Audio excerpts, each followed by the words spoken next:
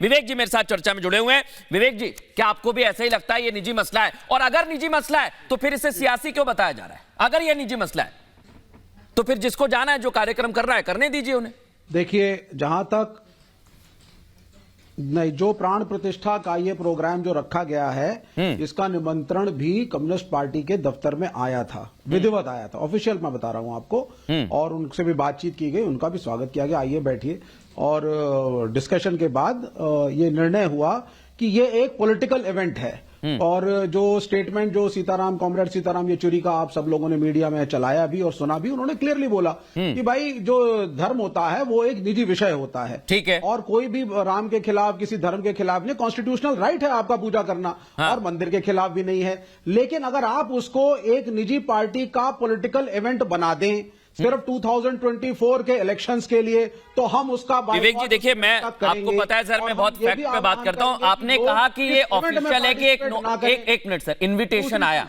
दूसरी, क्या ये इनविटेशन भारतीय जनता पार्टी की तरफ से आया था? मैं सिर्फ क्लियर पूछना चाह रहा हूं आपसे, क्योंकि आपने कहा आया था, ये तो पक्का। देखिए, मैं आपको बता देता हूं, जब सभी धर्मगुरुओं को, सुन लीजिए ना सर, जब सभी धर्मगुरुओं को आपने साइड कर दिया, शंकराचार्य को साइड कर दिया, सो कॉल्ड संत महात्मा, उनके एसोसिएशंस को साइड कर दिया, और सबसे बड़े धर्मगुरु बन गए श्री नरेंद्र मोदी, हमारे ऑनरेबल प्राइम मिनिस्टर, और वही जाएंगे और श्रेय लेंगे उसका। डिसीजन कोर्ट का था, विशेषाधिकार के, आप पढ़िए सुप्रीम कोर्ट का। आपकी सारी बातें मान ली मैंने, करके बहुत छोटा सवाल है सर, मेरे सवाल बड़े छोटे होते हैं, क्रिस्प होते हैं, और मैं चाहता हूं कि जवाब वैसा ही आए। ये जो इन्विटेशन आया, ये भारतीय जनता पार्टी के कार्यालय से आया जो पत्रकार या मंदिर ट्रस्ट की तरफ से आया? विवेक जी,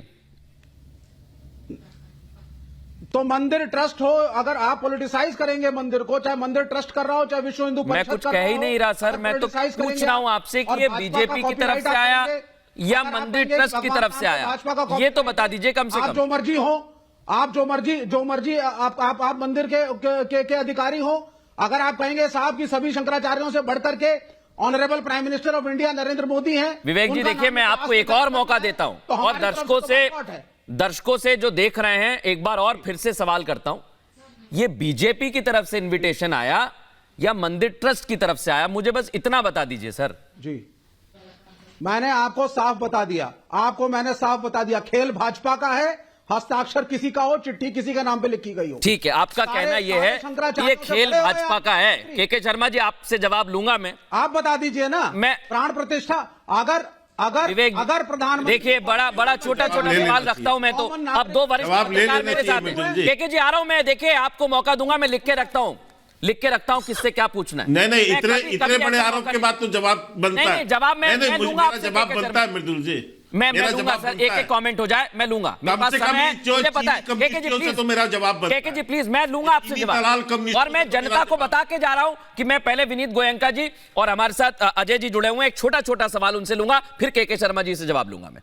विनीत गोयनका जी, जी आपको ये पॉलिटिकल कैसे हो सकता है? फिर सभी मेरे को पैनलिस्टों को राम राम और मेरे दर्शकों को भी राम राम। परिवारवादी, सनातन विरोधी, भ्रष्ट और मौका प्रस्त ऐसी जो पार्टी, उसके नुमाइंदा और उनकी तरफ से बात करने के लिए भाटी जी, आपको मैं दो सवाल पूछना चाहता हूं। आज राम को लेने के लिए लालटन लेके साइकिल पे आप निकल पड़े, कल परसों तो आप ही ने गोली चलाई थी। मुझे अभी भी याद आता है कि कोठारी बंधु बड़े अधेड़ उम्र के, कच्ची उम्र के बच्चे थे, जिसपे मुलायम सिंह जी ने गोली चलाई थी और उनके शरीर को सरयू में बहा दिया था। क्या लोग भूल गए क्या इस बात को? आपको लगता है कि सनातन भूल जाएगा क्या, देश भूल जाएगा कि आपने जो उनका अपमान किया? जो लोग आज सनातन के बारे में, राम के बारे में इतनी चर्चा कर रहे हैं, कल तक उसके अस्तित्व को नकार रहे थे।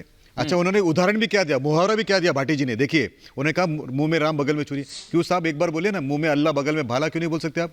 ये गलत है, मुंह में राम बगल में छुरी। राम के बगल में कभी छुरी नहीं होती है, अल्लाह के बगल में भाला हो सकता है। तो दुरुस्त करिए अपने आप को, कल से दोहरा जो है ना, मोहरा फिर से ना दोहराइएगा प्लीज। केवल बोलिएगा एक चीज कि ना, किसी ने लिखा, वो आप जैसे आदमी ने लिखा है कि मुंह में राम बगल में छुरी। साहब, ये आप लोग जो है ना, धीरे धीरे हमको बता रहे कि राम के बगल में छुरी है, ये आपकी मानसिकता है साहब। उदाहरण भी सही नहीं दे सकते आप लोग। और आज जब आप हार चुके सब तरफ से, तब राम राम राम याद आए। एक बात आपको मैं बता देता हूं, नागरिकों ने बड़े क्लियरली बताया, जो ना हुआ राम का वो नहीं हमारे काम का। आप इसको समझ ले। अच्छा, अगर आप अब भी कहते हैं कि आप हमारे साथ हैं, तो आइए दोनों मिलकर भाई बात करते हैं एक चीज कि भाई कृष्ण जन्मभूमि को भी मुक्त कराएंगे, और आप कमिटेड है, और आप जो है वो काशी में भी मुक्त करवाएंगे। कमिटमेंट करिए ना भाटी जी। जो हो गया है, जिसके लिए आंदोलन हुआ, जिसके लिए मुलायम सिंह जी ने गोली चलाकर हिंदुओं के निर्दोष हिंदुओं की हत्या की, उसका क्लेम क्यों ले रहे हैं आप? ठीक है।